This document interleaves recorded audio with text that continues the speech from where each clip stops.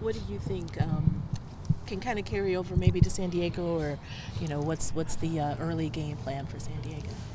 Yeah, I mean, it's a very good team. It's gonna be our first game there, so it's a very exciting team. A team to start a very good season, we need to start to win our game. So I think it's gonna be a very exciting game. When I see the intensity in training, the level is high, so I think everybody is involved. For sure, we mix a couple players, but I think everybody needs to step up, and we're gonna try to not lose the game and try to win the game in San Diego. What have been your early thoughts on Ryan Kent, the newest signing for the Sounders? To be honest, he's a very good player. As soon as I see him in the locker room, the way he was there, the training he put, the intensity put in training, it's kind of a little bit similar player like Georgie, but he's kind of good. He's a very good finisher. He's very fast. I think it's gonna help the team a lot.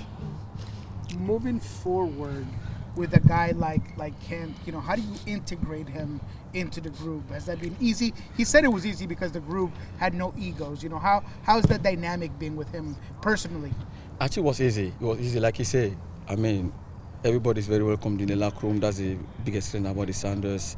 It doesn't matter who you are, when you come, you take care of him. He's a very good guy. He's very calm, especially in training. He always talk to people. I mean, I think he's gonna have fun. He's a very excited player.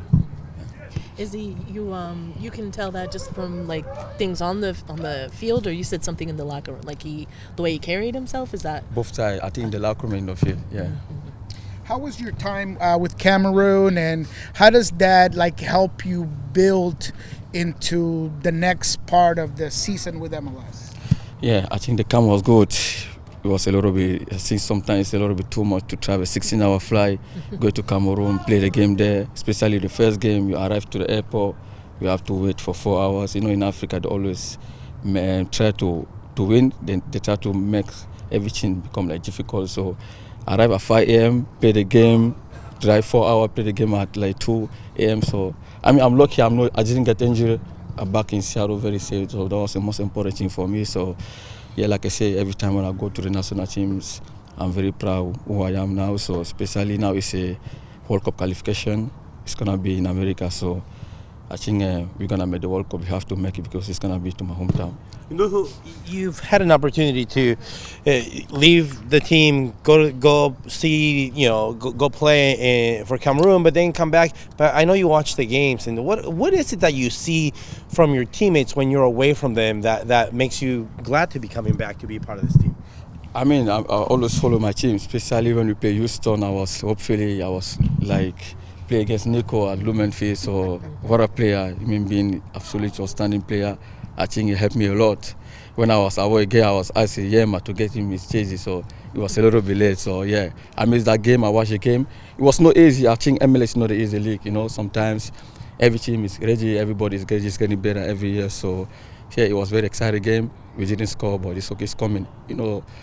I feel like this season is gonna be similar last season. We always start a little bit slow, but as soon as we start to get a win, it's gonna become easy for us. What's going to be the key to get you guys going? What's going to be that point where you say this is where we ramp up and this is where we take the next step?